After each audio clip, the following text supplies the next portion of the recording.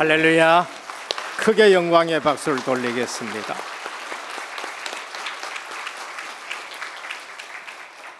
감사합니다. 기도해 주셔가지고 선교지 너무나 건강하게 잘 다녀와서 감사를 드립니다. 신앙 고백하겠습니다. 예수님은 그리스도 모든 문제 해결자입니다. 오직 나의 영으로 되느니라. 설명하기보다는 우리 영상으로 우리 선교지 현장을 한번 보도록 하겠습니다.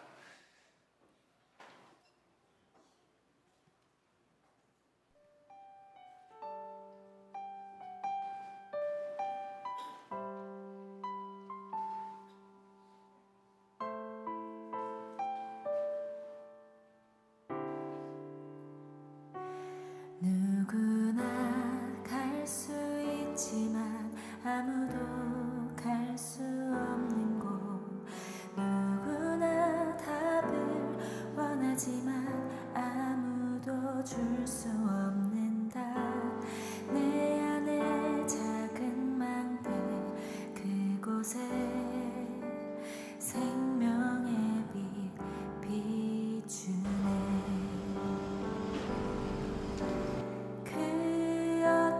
문제 속에도 창조의 빛 비추시네. 그 어떤 상황 속에도 영광의 빛 비추시네. 생명을 살리는 빛, 생명을 전하는 빛, 너는 일어나 그 빛을 발하라. 부대를 살리는 빛, 부대를 세우는 빛, 너는 일어나 그 빛을 발하라. 우리의 한 주간의 삶에 있어서 잘못된 각인 우리 체질을 바꾸게 하옵시고 오늘 나의 주인을 바꾸는 시간이 되게 하옵소서. 제자들이 감람문이라 하는 산으로부터 예루살렘에 돌아오니 이 산은 예루살렘에서 가까워 안식일에 가기 알맞은 길이라. 들어가 그들이 유하는 다락방으로 올라가니 새롭게 교회를 시작하는 귀한 하나님의 사람들 머리 위에 저들의 가정과 산업과 후손들 위에 237 5천 종족 세계 복음화 위에 이제부터 영원토록 항상 함께 있을지어다. 아멘. 복음의 유익이 기준이 되게 하시고 교회의 덕이 기준이 되게 하여 주시고 하나님의 영광이 기준이 되게 하옵소서.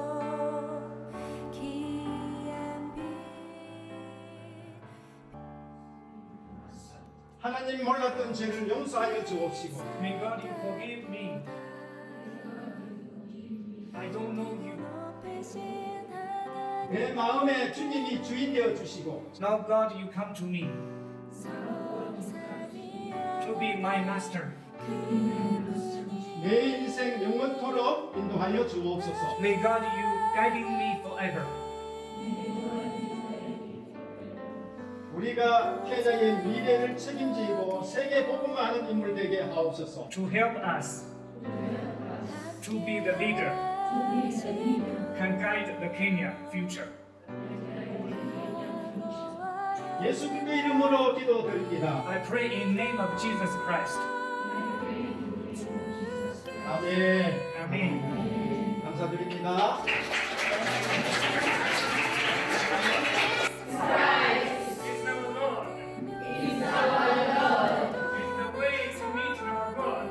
이미 승리했네, 승리한 싸움을 싸우네. 그리스도 그 이름이 다 이루셨네. 빛의 망대에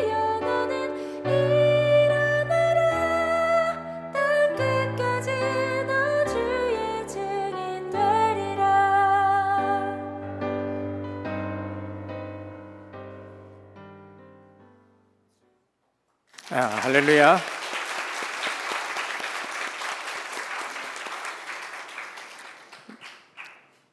아까 공항에서 찍은데 여자분 나오시는 분이 이성봉 선교사님 어머니입니다. 서울 청라 사랑의 교회의 장로님이신데 충실한 신실한 또 장로님이십니다. 아들 여기 딱 맞게 놔놓고 사무엘처럼 뒤도 안 돌아보고 그냥 한번 찾아오지도 않고 맡겨 놨는데 처음엔 좀 섭섭합디다마는 잘 맡기는구나 라는 것을 생각이 들었습니다.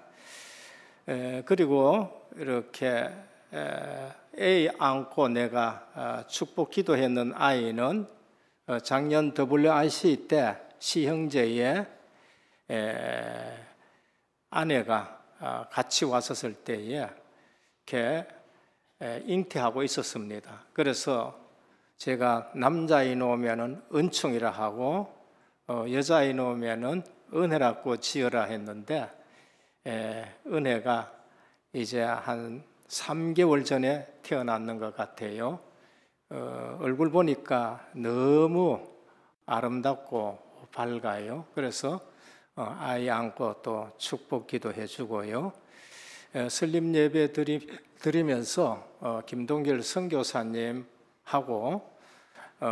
복음의 유익이 되고 교회의 덕이 되고 하나님께 영광이 되도록 설립 예배 전에 중국인 전도해서 그쪽 교회에 나가는 분들은 우리 쪽에 안 오도록 그렇게 전부 다 정리도 하고 우리 지교회가 전도 선교해서 그쪽 RTS나 전도 시스템에 유익되는 교회로 하겠다 그렇게 또 얘기도 하고 그랬습니다. 갈 때에 우리 이성봉 선교사님이 복음의 유익이 되고 그 다음에 교회의 덕이 되고 하나님께 영광되는 이 강단의 말씀을 기억하고 선교 사역하겠다. 그리고 더 이상 필요한 것이 없는 제자로 말씀을 주셨는데 가보니까 귀한 70인 제자 같은 시형제를 하나님이 준비하셔서 너무나도 감사한 그러한 부분이었습니다. 그래서 학교 2군데가 이미 문이 열려져 있어요. 초등학교 교장 선생님 부부 가서 만났고 중학교 가니까 마침 강단에 학생들 다 모아놓았더라고요. 그래서 제가 말씀을 전해달라 그러길래 학교라서 육신의 눈이 있고 지혜의 눈이 있고 영안이 있다. 학교에서는 지혜의 눈까지 지식의 눈만 밝혀주는데 영안이 열려서 하나님을 알아야 된다. 그게 성경이고 성경은 그리스도를 말씀하는데 하나님 만나는 길이다. 인생의 문제에 그리스도가 답이니까 오늘 영접하자. 한 20분 말씀을 전했습니다. 그래서 통역이 3번입니다. 제가 한국말로 말하면은 이성봉 선교사가 중국말로 하면은 시형제가 영어로 그렇게 전합니다. 그러다 보니까 틈이 좀 있지요. 케냐가 영국의 지배를 많이 받았기 때문에 영어가 보편적입니다. 우리는 영어 하나 가르치려고 15년 동안 막 가르치고 해야 어디 나가서 말하는데 케냐 같은 경우에는 거의 영어가 보편적이지요. 그래서 필리핀이나 케냐 이런 데는 뭐 영어 따로 안 가르치고 이렇게 하는 것이 우리보다 큰 장점입니다. 그래서 오늘 또 우리 후대들이 어디에 가든지 간에 이게 통역 없이 앞으로는 전도 선교할 수 있도록 어저께도 보니까 우리 렘넌트가 이게 사회를 영어로 이렇게 통역을 하고 하던데 후대들은 어디 가든지 서슴없이 할 수 있도록 그렇게 우리 길러내야 됩니다. 너무나도 저는 그 선교 현장에 가면서 늘 감사합니다. 우리 은혜교회가 이처럼 하나님이 선교에 복을 주셔서 이미 선교사 3분이 이 파송을 한 데 대해서 너무 감사합니다. 분명히 아셔야 됩니다. 전도 안 하는 교회, 선교 안 하는 교회, 불 꺼진 교회입니다. 그렇기 때문에 우리 은혜교회는 오직 복음 이것 붙드시고 오직 선교에 방향 맞추시고 이를 위해 오늘 찬양한 것처럼 불같은 성령이 은혜교회에 차고 넘치는 능력 있는 교회가 되기를 주 예수 그리스도의 이름으로 축원합니다. 가정의 달입니다.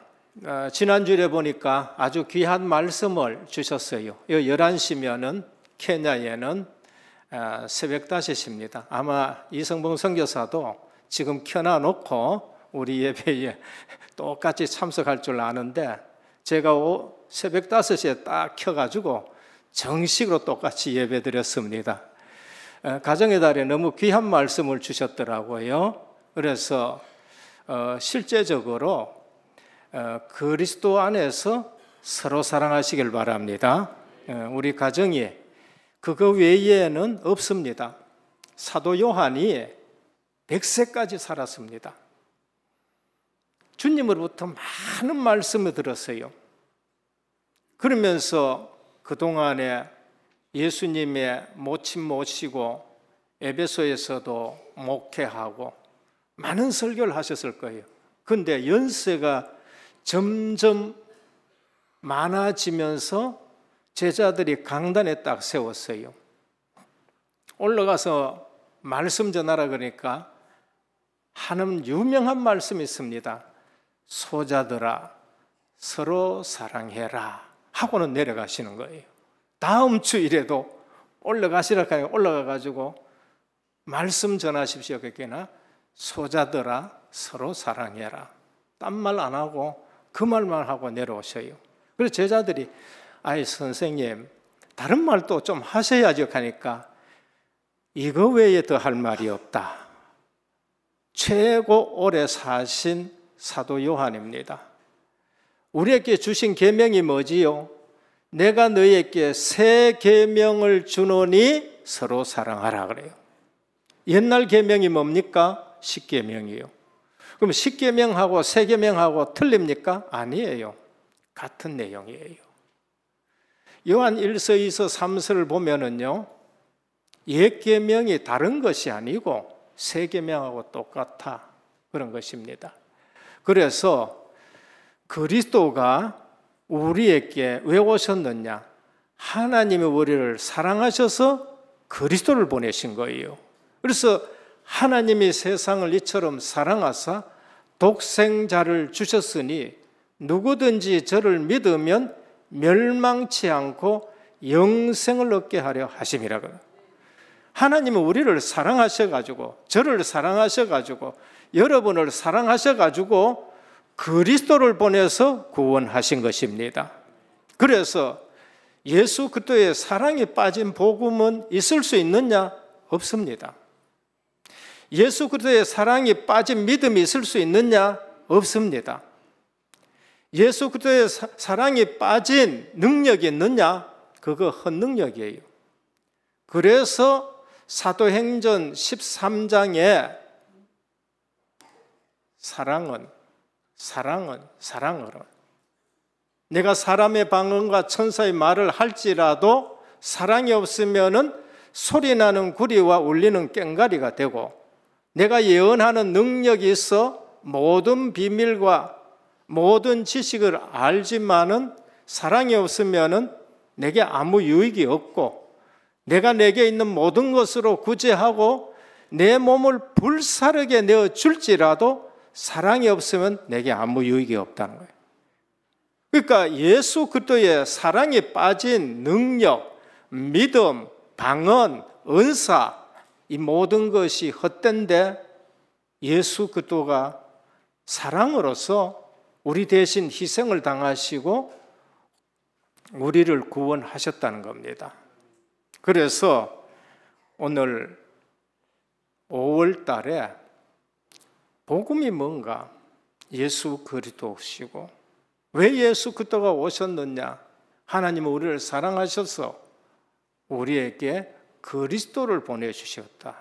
그 사랑이 빠진 모든 은사와 모든 믿음의 역사는 가짜다라는 것을 말씀하는 겁니다.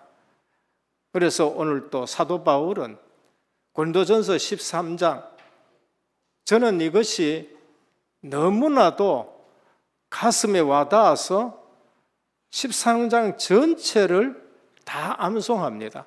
그래서 우리 자녀들에게 올바른 신앙을 위해서, 올바른 신앙 생활을 위해서는 중직자분들도 이거를 암송하시길 바랍니다. 성경 역사 중에 가장 위대한 어머니를 꼽으라 그러면은 저는 두말 않고 모세의 어머니를 꼽겠습니다. 왜? 모세가 80세까지 아무런 희망이 없었습니다. 그런데 중요한 것은 어머니께서부터 들은 메시지가 있어요. 그 메시지가 뭔가, 창세기를 기록할 수 있을 만큼 모세를 유모로서 젖먹이면서, 물론 친아들이지만은 법적으로는 유모로서 기르면서 창세기를 기록할 만큼 언약을 전달했던 것입니다. 창세기 3장 15절, 여자의 후손이 올 것이다. 그리고 하나님이 그 일을 위해서 아브라함을 불렀고 가나안 땅으로 가라 그랬고 피언약을 주셨고, 그런데 그 놓친 형제들 때문에 요셉이 애굽에 왔다가 그 언약 붙들고 총리가 되었고, 그 은혜 하나 때문에 요셉이 가족을 전부 다 살렸고, 결국은 400년 만에 애굽에 갈 것이랑, 애굽에 출애굽할 것이란 알고 가나안 땅 갈 것이고 내 해골 가지고 가라 라고 할 정도의 내용까지 다 얘기했고, 노아 홍수 얘기했고, 이삭 야곱 얘기를 다 했습니다. 그런데 너는 반드시 죽어야 될 생명인데 하나님이 너를 보호하셔가지고 이렇게 살려놓은 것은 앞으로 이 민족을 위해서 네가 해야 될 일이 있지 않겠느냐 하고 피언약을 설명한 거예요. 근데 80세까지 고민하는데 하나님이 피언약 딱 하나 얘기하니까 희생제사 드려라 하니까 알아듣는 거 있죠. 그때부터 요셉의 인생이 바꾸어지는 겁니다. 오늘 우리는 부모님들이 희생제사 예수 그리스도의 갈보리 십자가 사건이 누려져야 되고 확인되어야 되고 자녀에게 전달되어야 됩니다. 그러면은 걱정 안 해도 돼요. 그러면은 어디 갖다 놔도 걱정 안 해도 됩니다. 우리 자녀들이 언제 그러면은 쓰임 받느냐? 모세처럼 80에 불러도 쓰임 받습니다. 그래서 그 시간표는 하나님의 손에 있습니다. 뭐냐? 어느 날 희생제사란 말씀을 깨닫는 순간 인생 전환점이 오는 겁니다. 알아듣든 못 알아듣든 부모님들은 분명히 얘기를 해 주셔야 돼요. 시간표는 하나님께 있습니다. 이 언약을 붙잡는 날 모세도 살아버리고 히브리인들이 전부 다 살아납니다. 망하는 사람들이 왜 망하느냐? 복음을 대수롭지 않게 얘기합니다.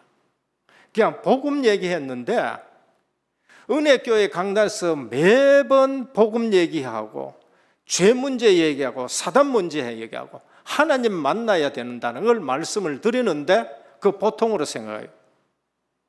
보통으로 생각하다가 어느 날 영적 문제 옵니다. 왜? 보통 가지고는 영적 문제를 당할 수가 없는 거예요. 그냥 보통 될 것 같으면은 석가가 되고 공자가 되고 소크라테스 가지고 돼요. 안 돼서 여자의 후손을 보내셨습니다. 그러면은 예수 그리스도의 복음만을 붙드셔야 돼요. 그런데 왜 당하느냐? 예배를 형식적으로 드립니다. 그냥 오늘 주일이니까 형식적으로 드립니다. 그러나 복음을 들으면은 온전한 전환점이 이르는데 그게 구약의 모세였고 신약의 사도 바울입니다. 구약의 모세 같은 인물이 대전도자예요. 그러면 신약의 대전도자는 누구냐? 사도 바울입니다. 12제자의 수제자는 베드로지만은 대전도자는 사실상 사도 바울입니다. 그래서 오늘 본문에 사도 바울이 뭐라고? 너희는 나를 본받으라 라고 말씀하십니다. 그만큼 사도 바울은 복음과 교회와 하나님의 영광을 위해서 본이 되는 삶을 살았습니다. 오늘 첫 번째 너희는 나를 본받으란 말이 뭔가? 그거는 10장에 말씀한 저지난 주일에 말씀한 그거예요. 나는 예수 그리스도 안에서 자유로운 사람이다. 그러나 그 자유를 내가 연약한 사람들을 위해서는 내 자유라고 다 행하는 것이 아니고 복음의 유익이 되는 기준 가지고 사용하고 교회의 덕이 되는 기준 놓고 그 자유를 사용하고 하나님의 영광을 위해서 먹어야 되느냐 먹지 않아야 되느냐 기준을 놓고 살아가는데 이것을 본받으라고 말씀합니다. 오늘 저는 너희는 나를 본받으라 하는 그 세 가지보다 더 넓게 말하면은 사도 바울의 신앙을 우리가 본받았는데 첫째가 뭔가? 바울이 복음 모르고 예배를 열심히 드렸는데 행복하지 않았던 겁니다. 그런데 복음 깨닫고 나서는 인생 전환점이 되어서 유대교를 완전히 청산한 사람이 된 거예요. 우리가 하나님 믿는 사람이 있고 안 믿는 사람이 있습니다. 하나님 믿어도 예수 그리스도를 믿는 사람이 있고 예수 그리스도를 안 믿는 사람이 있어요. 유대인들은 하나님을 믿습니다. 구약 성경 가지고. 그런데 신약 성경에 예수 그리스도는 안 믿고 하나님을 믿어요. 그게 사도 바울이었었어요. 믿는 사람들 중에도 그리스도 비밀 아는 사람이 있고 그리스도 비밀 모르는 사람이 있어요. 그리스도의 비밀 모르고 그냥 교회에 다녀요. 예수는 믿는다 하는데 그리스도의 비밀은 전혀 모릅니다.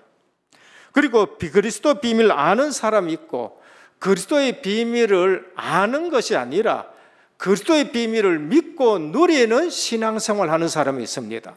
은혜교회에는 그리스도의 비밀을 믿고 누리는 성도 되시길 바랍니다.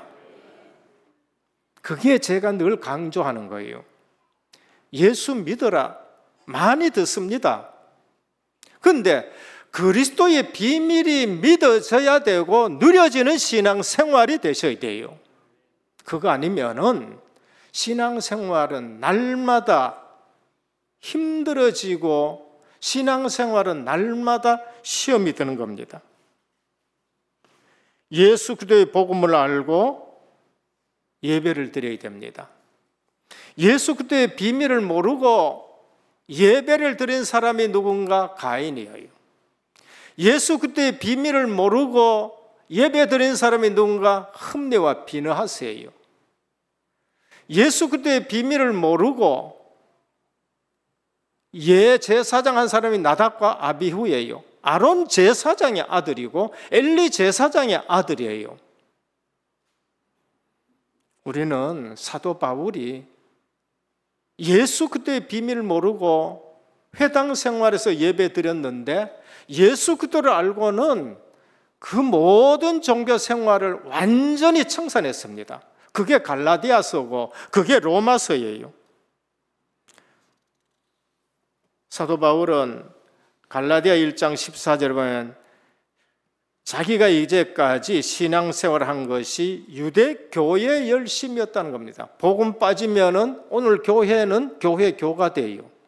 복음 빠지면은 중세교회가 되는 거예요. 초대교회, 중세교회가 됐고 아브라함 이후에 복음 빠지면은 유대인들이 만든 것은 유대교가 되었습니다. 내가 내 동족 중 여러 영갑자보다 유대교를 지나치게 믿어 내 조상의 유전에 대하여 더욱 열심했으나 그러나 어머니의 태로부터 나를 택정하시고 은혜로 나를 부르신 이가 그 아들을 이방에 전하기 위하여 그를 내 속에 나타내시를 기뻐하실 때에 내가 곧 혈육과 의논하지 아니하고 아라비아 갔다가 다메섹으로 갔노라. 복음 되시는 그리스도를 만나고 나서는 유대교를 끊어버린 거 있죠. 종교가 됐다는 것을 말씀합니다. 고린도 2장 2절입니다. 많은 목회자 교회가 놓칠 수 있은 것입니다. 사도 바울은 예수 그리스도를 알고 나서 유대교회의 예배가 아니라 초대교회의 예배를 드린 거예요. 그리고 전도 선교에 뭐라고 했느냐? 내가 너희 중에서 예수 그리스도와 그가 십자가에 못 박히신 그 외에는 아무것도 알지 아니고로 작정하였다 그랬습니다. 복음 알고 나고는 딴 거 생각하지 않겠다고 말씀. 언제? 고린도 지역에 와가지고 아테네에서 사역해보고 이것은 아니다라는 걸 알고 복음 외에 다른 거 조금 더 섞어서도 안 되겠다는 걸 알고 고린도에 교회에 왔을 때는 내가 예수 그리스도와 십자가 외에는 알지 아니하기로 작정했다. 오직 예수 그리스도에. 오늘날 교회가 오직 예수 그리스도 말씀하느냐? 저는 다른컨대 말합니다. 50% 전후가 오직 예수 그리스도 얘기 안 합니다. 안 해요. 오히려 오직 예수 그리스도 하면은 그걸 이상하게 여기는 거예요. 그런데 성경에는 사도 바울은 예수 그리스도는 내가 곧 길이요 진리요 생명이니 나로 말미암지 않고는 아버지께로 올 자가 없다고 하셨습니다. 베드로는 다른 이로서는 구원을 얻을 수 없나니 천하 인간의 구원 얻을 만한 다른 이름을 우리에게 준 일이 없다. 사도 바울은 고린도전서 2장 2절이었습니다. 그리고 빌립보 3장 7절에 그러나 내게 무엇이든지 내게 유익한 것을 내가 그리스도를 위하여 다 해로 여길 뿐더러 또한 모든 것을 해로 여김은 내 주 그리스도 예수를 아는 지식이 가장 고상하기 때문에 최고의 지식이라는 걸 말씀합니다. 우리가 그리스도 빠지고 다른 전문 지식을 가지고 있다. 일시적으로는 성공할 수 있습니다. 그런데 어느 날 그 전문 지식이 우리를 영적 문제 오게 하는 것을 볼 수 있습니다. 빌립보 3장 9절에 보면 그 안에서 발견되려 함이라. 사도 바울은 하나님 앞에서 율법의 의로 내 의로 발견되지 아니하고 그 안에서 그리스도 안에서 내가 발견되기를 원하노라. 믿음의 의 가지고 서겠다는 것입니다. 12절입니다. 표대를 향하여 그리스도 예수 안에서 하나님이 위에서 부르신 상을 위하여 달려가노라. 표대도 어디예요? 그리스도 안에서예요. 오늘 우리 모든 삶의 목적과 목표가 그리스도 안에 있기를 축원합니다. 그리고는 어떻게 하냐? 달려가는 거예요. 목표가 정해졌으면은 어영부영 갈짓자로 걸어가는 것이 아니라 좌우 살피지 않고 그 목적을 향해서 달려간다고 말씀합니다. 그리고 사도 바울을 본받을 게 있습니다. 그게 뭔가? 진리의 복음을 파수하는 겁니다. 사도 바울은 고린도 교회에도 한번 매를 들고 싶어도 성도들이 연약해서 매를 들지 않는 사람이 사도 바울입니다. 굉장히 여리답고도 볼 수 있고 성도들을 대하면은 목회자들도 마찬가지일 겁니다. 그런데 단 하나에는 단호합니다. 그게 뭔가? 진리의 복음을 파수하는 겁니다. 보호하는 것입니다. 갈라디아 1장 7절에서 9절입니다. 갈라디아 사람들이 혼미하게 되고 흔들릴 때에 거짓 선지자들이 와서 얘기할 때 뭐라 했느냐? 1장 7절에 다른 복음은 없나니 다만 어떤 사람들이 너희를 요란케 하여 그리스도의 복음을 변하려 함이라. 8절입니다. 그러나 우리나 혹 하늘로부터 온 천사라도 우리가 너희에게 전한 복음 외에 다른 복음을 전하면 저주를 받을지어라고 선언합니다. 여러분, 가능한 목회자들과 가능하면 사도들은 축복해주고 그리고 살려주고 하려 합니다. 그러나 예수 그리스도의 복음을 변질시키는 데는 단호하게 사도 바울이 뭐라고 해요? 저주를 받을지라고 선포하는 걸 볼 수 있습니다. 9절입니다. 우리가 전에 말하였거니와 내가 지금 다시 말한다. 만일 누구든지 너희가 받은 것 외에 다른 복음을 전하면 저주를 받을지어다라고 선언합니다.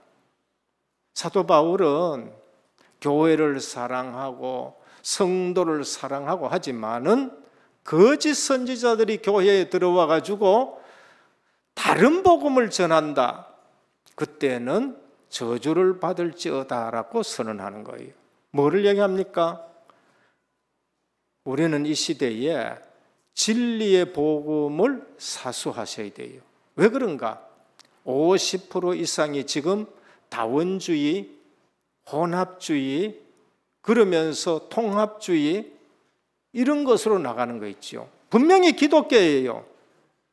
분명히 기독교인데 다른 종교에도 구원이 있다 그래요. 다른 예수가 있다 그런 거예요. 성부, 성자, 성령 하나님 말고 내가 하나님이라고 얘기하는 사람들이 많이 있는데 감추어요. 그래서 오늘 너희는 나를 본받으라 라는 말씀을 가지고 오늘 이 시대에 우리는 교회와 예배의 축복을 다시 한번 다져야 됩니다. 둘째입니다. 공적 예배의 중요성과 질서입니다. 오늘 2절에서부터 14장까지는 계속 예배의 중요성, 공적 예배에 대해서 말씀합니다. 지금 수건을 써야 되느냐 안 써야 되느냐? 그것 뭐를 얘기하느냐? 예배를 지금 얘기하는 거예요. 교회의 공공질서, 공적 예배의 질서와 예배의 덕을 세우고 예배에 방해되지 않도록 해야 되고 예배는 창조 질서 속에 있다는 것을 말씀합니다. 좀 어려운 말씀인데 잘 설교 잘 안 하는 말씀입니다. 그러나 제가 이 근래에는 성경 한 장 한 장 합니다. 왜? 건강한 사람은 모든 음식을 골고루 먹어야 돼요. 여러분 건강하신 분들은요 음식을 골고루 먹으면 건강해집니다. 그래서 하나하나 건너 안 띄고 지금 설교를 합니다. 지금 수건 문제가 아니고 공적 예배의 중요성을 말하는 것이고 예배의 질서를 말씀하는 것이고 그리고 예배의 축복을 누려라 성찬 예식을 말합니다. 남자가 먼저고 여자가 후다 창조 질서를 말씀하는 거예요. 남자가 권위가 있고 여자는 종속돼 그 말이 아니고 창조 질서를 말하는 거예요. 창조 원리 속에는 예배가 포함되어 있습니다. 인간은 하나님의 형상대로 지음받았습니다. 창세기 1장 27절입니다. 잘 아시죠? 근데 이사야 43장 21절에 보면 이 백성은 나를 위하여 짓는 나를 찬송하게 하려 함이라 그랬어요. 우리를 지으신 목적이 뭔가? 하나님을 찬송하기 위해서 지은 거예요. 그걸 아셔야 돼요. 내 자신의 존재 목적이 뭔가? 하나님을 찬송하기 위해서 하나님이 우리를 지으셨다는 거예요. 근데 인본주의와 휴머니스트들은 어떻게 하느냐? 인간 중심으로 모든 것을 생각합니다. 그러니까 하나님도 우리 입장에서 전부 생각하고 부리고 내 편한 대로 신앙생활해요. 십자가 목에 걸고 나가고 들어오면 벗어놓듯이 내가 필요하면 하나님을 찾고 그리고 필요 없으면 하나님은 벗어놓고 그게 인본주의 신앙생활인 겁니다. 그래서 목회자들 교육하고 하나님 자녀들 교육하는 것이 대열의 문답, 소열의 문답인데 첫 번째 질문이 뭔가? 제가 강단에서 이거는 이제는 모시박이도록 말씀드립니다. 왜? 우리 자녀들이 들어야 되고요. 우리 어르신들이 정통적인 신앙의 가르침이 딱 못 박혀야 돼요. 사람의 제일 되는 목적이 뭔가? 하나님을 영화롭게 하고 영원토록 그를 즐거워하는 것이다. 우리 창조 목적 속에, 창조 질서 속에, 원리 속에 예배가 들어있는 것입니다. 그래서 모든 성도님들 꼭 예배에 성공하시기를 축원합니다. 사무엘상 2장 30절입니다. 여호와가 말하노니 나를 존중히 여기는 자를 내가 존중히 여기고 나를 멸시하는 자를 내가 경멸히 여기리라 그랬어요. 이게 무슨 말인지 압니까? 제사장이라도 예배 똑바로 안 드리고 언약 없는 예배 드리면 내가 경멸히 여기겠다는 거예요. 성도라도 언약 있는 예배를 드리면 내가 그 성도를 귀하게 여겼다는 거예요. 그게 예배 성공하는 사람은 인생 성공합니다. 예배 실패하는 사람은 인생 실패합니다. 그래서 교역자들이 예배에 대해서 그렇게 강조하는 거예요. 여자는 머리에 수건을 쓰고 기도하고 예배에 들어라. 여자의 수건 쓰는 문제와 관련된 교훈인데 이것은 헬라와 고린도 지역의 관습을 이해하셔야 되는 거예요. 이게 이해 안 되면 어떻게 하느냐? 지금 또 천주교는 또 머리에 쓰고 앉았습니다. 그 왜 그러느냐? 역사적인 배경을 무시하고 성경을 문자적으로만 이해해서 그런 겁니다. 헬라 사회에는 여자들과 노예들이 머리에 수건을 썼어요. 그건 뭐냐 하면은 우리는 남편에게 순종하고 그 권위에 복종한다. 자기보다 높은 권위가 있고 거기에 순종하는, 노예는 주인에게 순종한다는 의미로 그거 쓰는 거예요. 여자들은 나는 남편만 섬기는 사람이다. 나는 문란한 여성이 아니다는 표현으로 그걸 쓰는 거예요. 그럼 안 쓰는 사람은 누구냐? 창녀들이에요. 유혹하기도 하고 자유분방하기도 하고 그런 거예요. 그래서 복음 듣고 나서 자유다 하고 머리를 벅벅 걷는 거예요. 틀린 건 아니죠. 그렇잖아요. 복음 안에서 자유다, 틀린 것은 아닙니다. 그러나 예배 드리러 오고 바깥에 사람들이 봤었을 때에는 덕이 되지 못하니까 창조 원리에 따라 가지고 남편에게 순복되는 여자, 정결한 여자라는 의미로서 교회 올 때 쓰고 와라고 그렇게 권면하는 것입니다. 그래서 사도 바울은 사회적 관습이 복음에 배치되지 않는 이상 덕을 위해 그것을 지키도록 권고하는 것인데 예배에 방해되지 않고 예배에 성공하기 위해서 그렇습니다. 성도는 특정한 사회 관습이 성경적 가치관과 방식에 배치되지 않는다면 신앙생활과 예배에 오해되지 않도록 우리가 그 관습으로 지켜주는 것이 좋고, 그리고 우리는 질서를 따라, 창조 질서를 따라 남편을 존중히 여기고 남편은 아내를 사랑스럽고 보호해야 된다는 것을 말씀합니다. 바울은 영적 질서와 창조 원리에 입각해서 기도하고 그리고 예배를 드리고 성공하라는 것입니다. 8절에 남자가 여자에게 난 것이 아니요 여자가 남자에게 났으니 창세기 2장 21절 22절 질서와 순서가 있다는 겁니다. 남자와 여자는 창조의 질서와 순서가 있다는 것이고 11절 주 안에서 남자 없이 여자만 있지 않고 여자 없이 남자만 있지 아니하니라. 이거는 남자도 여자에게서 난다는 것입니다. 인격적으로 동등함을 말하는 것이고 상호 보완적이에요. 남자가 혼자 있는 것이 좋지 않아서 돕는 배필을 만들었다라는 것을 말씀합니다. 12절, 여자가 남자에게서 난 것 같이 남자도 여자도 말미암아 났으니 모든 것이 하나님께서 났음이라. 남자와 여자가 서로 의존적인 관계고 인격적으로는 차별이 없다라고 그렇게 말씀합니다. 다만 기능적인 부분에서 차이가 있는 거죠. 그래서 기능적으로 남자는 여자를 보호해야 되고 사랑해줘야 되는 것이고, 여자는 남편에게 권위에 순복해야 된다라는 것을 말하지, 누가 더 높고 누가 낮다고 인격적으로는 그런 것이 없다는 것입니다. 그래서 한국에 복음이 들어왔을 때 교회에 오면은요, 여자들의 지위가 엄청 높아지는 거예요.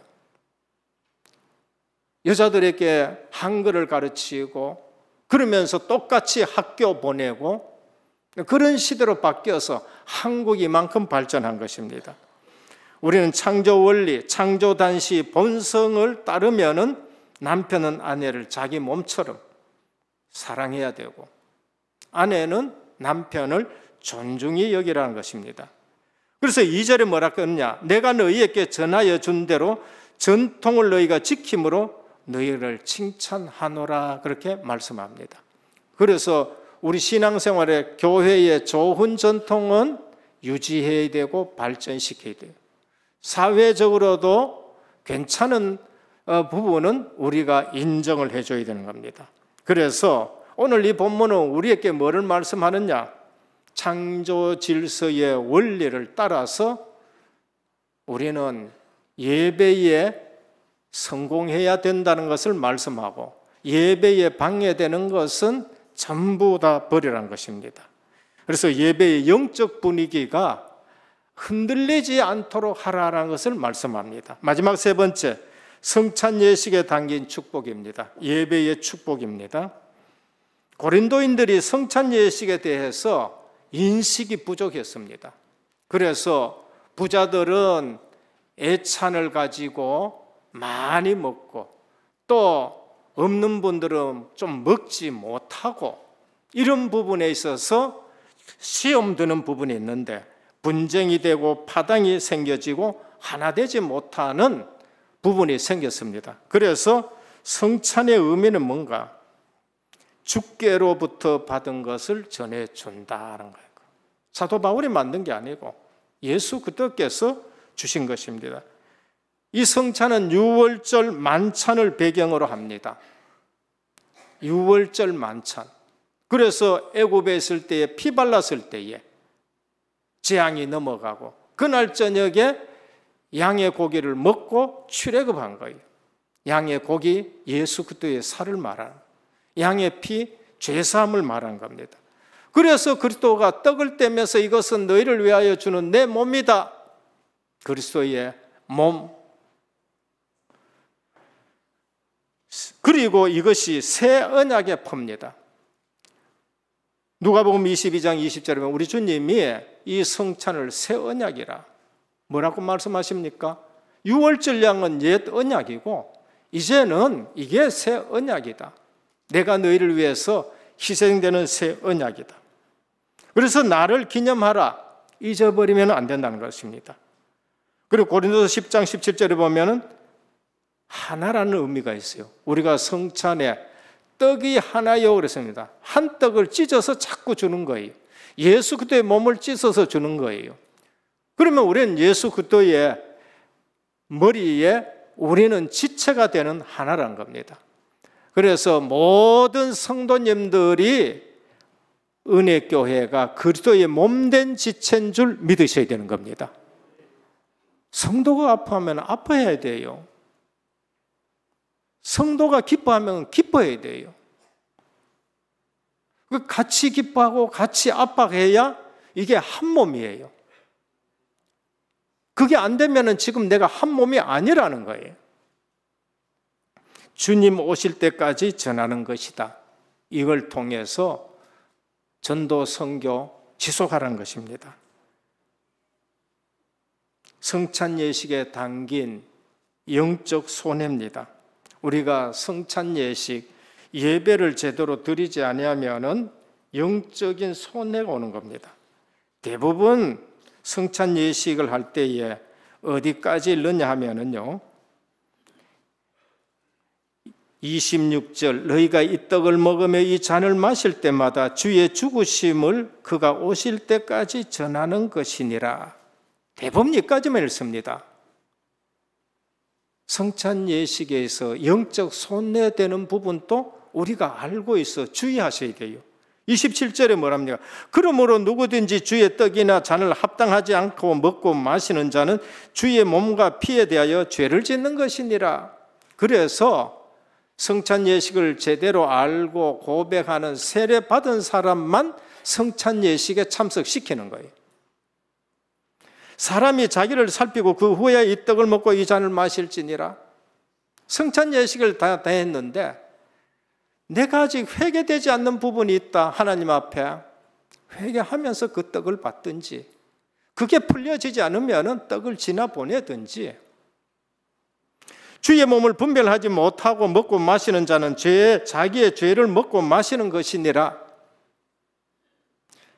죄 문제에 감각이 없는 사람들이 성찬 예식에 그냥 교만하게 참석한다. 뭐라 했느냐?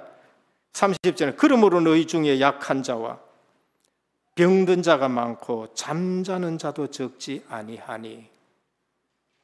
우리가 예배를 경렬히 여기고 성찬 예식을 경렬히 여기고 복음의 의미를 무시하면서 신앙생활하고 예배를 드린다. 성찬 예식에 잘못 참석해가 너희의 약한 사람들이 생기가, 그리고 병든 자가 많고 잠자는 자도 적지 않았다. 영적 손해 나는 부분을 우리에게 말씀합니다. 그래서 우리가 성찬 예식을 당할 때에 예배를 드리기 전에 늘 사죄의 은총 속에서 죄사함의 기쁨으로 하나님 앞에 나아가고, 그리고 그 죄사함의 그 기쁨으로 예배를 드리고, 그리고 한 주간 동안에 하나님 말씀 붙들고 승리했는, 오늘은 또 우리가 어떤 주의 말씀을 붙들고 살아가야 될 것인가, 그런 소망과 그러한 축복된 예배가 되기를 예수 그리스도 이름으로 축원합니다. 그래서 결론입니다. 예배에 방해되는 것 다 내려놓으셔야 돼요. 예배에 방해되는 것. 결국 성도는 예배에 승리해야 됩니다. 바울처럼 그리스도의 비밀을 알고는 유대 종교의 삶을 그냥 끌어버리는 거예요. 율법주의 신앙생활에서 벗어나서 해방되고 그 자유함을 복음에 유익하도록, 교회의 덕이 되도록 하나님의 영광을 위해서 살아가야 되는 겁니다. 그리고 세상에 대한 영적 눈이 열려야 됩니다. 복음 없이는 불신자 6가지 상태가 그대로 오는구나. 그리고 전도 선교에 방향 맞춰야 됩니다. 그래서 그리스도 하나님 나라 오직 성령 충만, 핵심 놓친 신앙생활을 하면 안 돼요. 그래서 오늘 또 방법은 기도밖에 없어요. 복음 붙들고 기도 속에서 하나님이 능력 주시는 그 능력으로 오직 나의 영으로 되느니라는 능력 있는 삶을 살아가기를 우리 주 예수 그리스도 이름으로 축복합니다. 하나님 감사합니다. 오늘 교회와 예배의 축복에 대해서 말씀을 드렸습니다. 사도 바울은 나를 본받으라 하셨는데 오늘 또 복음의 유일성과 그러면서 신앙의 진리의 수호의 자세로 살아가게 하여 주옵시고, 영적 눈을 뜨고 전도 선교에 사도 바울처럼 쓰임받는 우리 은혜교회, 살아있는 교회가 되게 하옵소서. 예수 그리스도 이름으로 간절히 기도드립니다. 아멘.